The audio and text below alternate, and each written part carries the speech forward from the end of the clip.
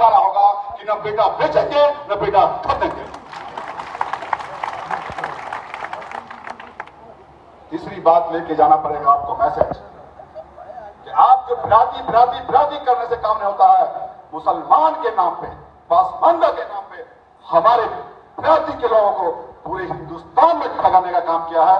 बिहार और यूपी नहीं, पूरे हिंदुस्तान में ठगने का काम किया है।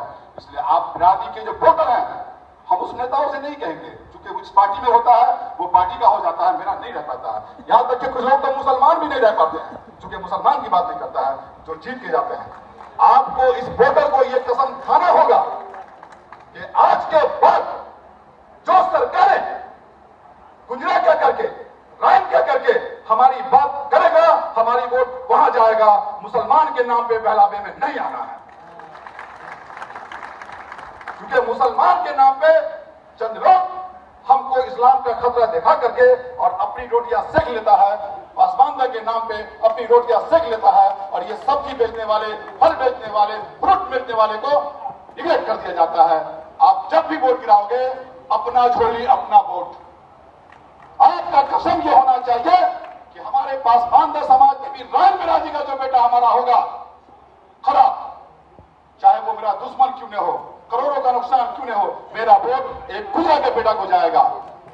और दूसरे पासमानदा से कसम खिलाए कि तुम मुझे वोट दोगे तो मैं तुझे वोट दूंगा। ये कसम खाना होगा आपको। और इस्लाम खतरे में है, मुसलमान खतरे में है, इस मुखालफत में से निकलना पड़ेगा। ये मैसेज लेके जाना पड़ेगा आपको। यूं ही भीड़ लगाने से काम नहीं होता। और एक बात आप यूपी के लोगों को मैं मैसेज दे देना चाहता हूं कि ऑल इंडिया के लोग जरूर बैठे होंगे हम यहाँ पे, लेकिन बिहार के अंदर जो बिरादरी के अंदर जज्बा है, वो आप स्टेज पे इतने लोग बिहार से चल के आए हैं, आपको समझना पड़ेगा कि ये जज्बा जो बिहार में है वो जज्बा यूपी के अंदर पैदा करना पड़ेगा। हिंदुस्तान के किसी कोने में अगर प्रोग्राम बिरादरी का होगा तो दावतनामा पहुंचे या ना पहुंचे, फोन पहुंचे या ना पहुंचे, ग्रुप पे अगर मैसेज मिलती है तो आपको दौड़ जाना चाहिए, तब बिरादरी का दर्द माना जाएगा। पांचवी बात मैं बताऊंगा आप लोगों को कि हर जमाने में मुनाफिकों की तादाद रही। आपके यूपी में भी कुछ लोग मुनाफिक हैं जो हमारी बिरादरी के बीच में रह करके हमारी बिरादरी को बरगा करके और हमारी बिरादरी को बेच करके अपनी रोटी सीधा करने का काम करते हैं। ऐसे मुनाफिकों से बचना होगा। वो हमारे बिहार में भी लोग हैं, साना बसाना कांधे से कांधा मिलाकर चलता है और वक्त आने पे फड़क देने का काम करता है। ऐसे लोगों को पहचानने की जरूरत है। आखिरी मैसेज मैं दूंगा, क्योंकि वक्त की बार बार हमारे भाई साहब हसीन भाई का आ रहा है कि भाई थोड़ा सा वक्त। आखिरी मैसेज ये दूंगा कि जिंदगी जीने के लिए जिस इंसान के पास स्पाइनल कॉर्ड होता है, अगर हिंदुस्तान के अंदर, ऑल इंडिया के अंदर, अगर यूपी का स्टेट अगर स्पाइनल कॉर्ड में स्पाइनल का माने रखता है कि ये स्पाइनल है, तो बिहार सर्वाइकल का काम रखता है।